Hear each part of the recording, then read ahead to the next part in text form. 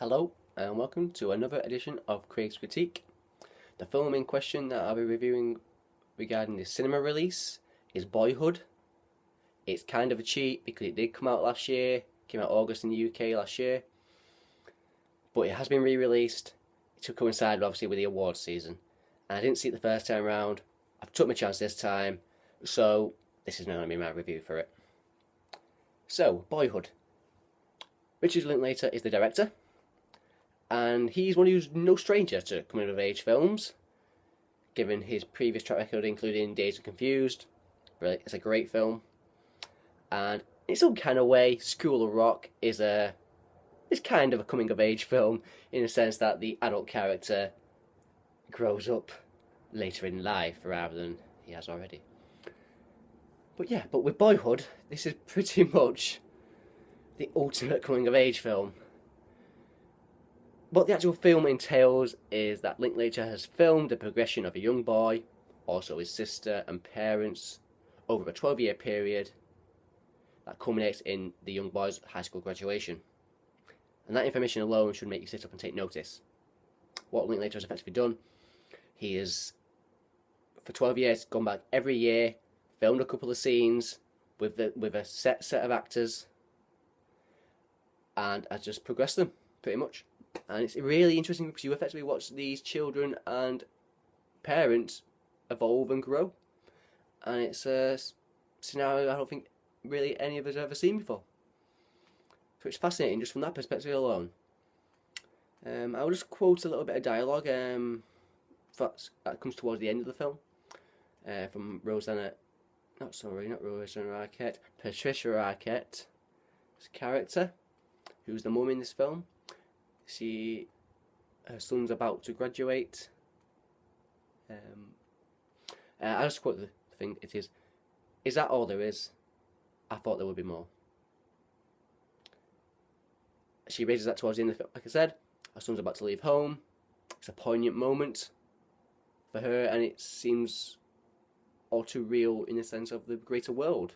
It's a moment that every parent has faced at some sort of moment in their, well, obviously people who have kids. And it makes her a place in the world, but you could also turn that quote itself onto the film itself.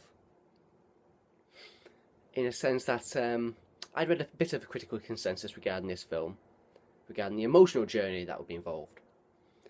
And although I thought there was a good emotional connection to the characters that you feel, it didn't move me to the predicted tears that was being talked about and so on and so forth.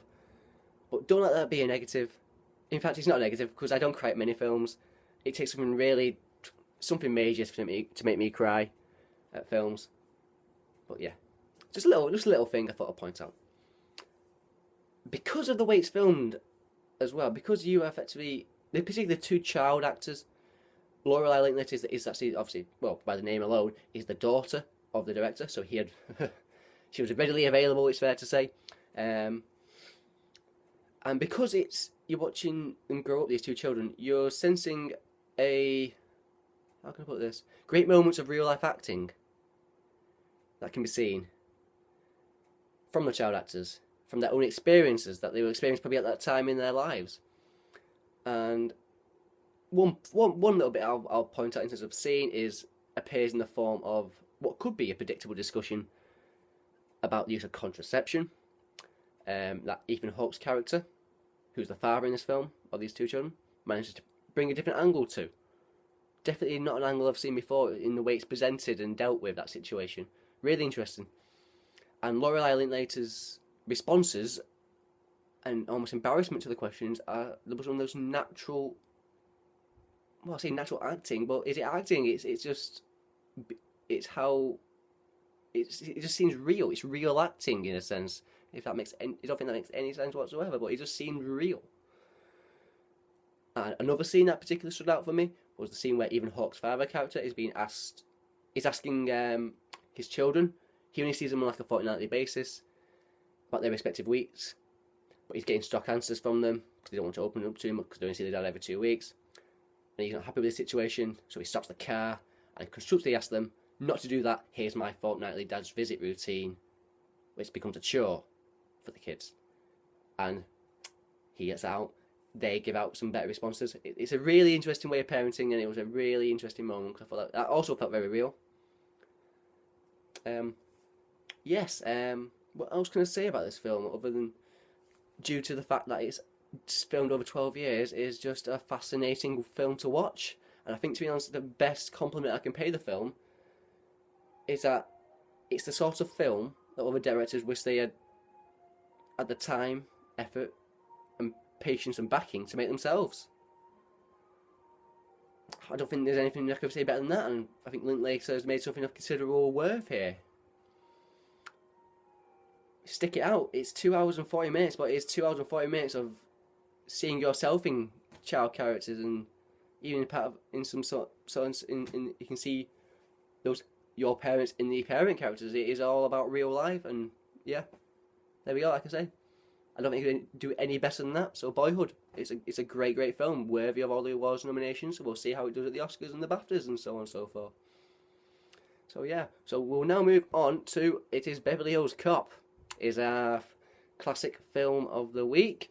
How do I start Beverly Hills Cop off? I'll start off by asking this question: does Beverly Hills Cop epitomise the 80s? The reason why I'll say this is it effectively features an inconsequential plot device that relies purely on a star performance. And for some reason, Tom Cruise springs to mind in his list of endless 80s films. Don't know why, I'm sure I could reel out a few, but I won't.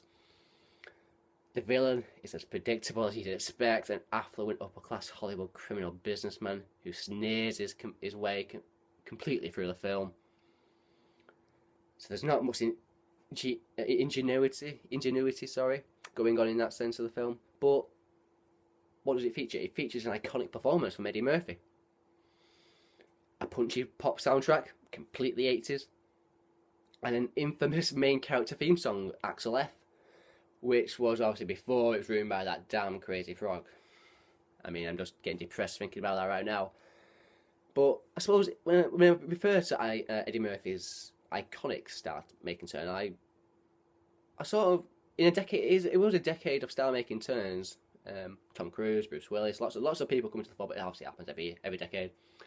Is Eddie Murphy's the most important due to this film being one of the first mainstream, and it emphasised mainstream Hollywood films to feature a solo black lead. Murphy had, of course, featured in other popular films prior to this film, in 48 Hours, Trading Places, but on those occasions he was sharing the screen time alongside white actors Nick Nolte and Dan Aykroyd, respectively. And in fact, he had lower billing before them both, in terms of those both films.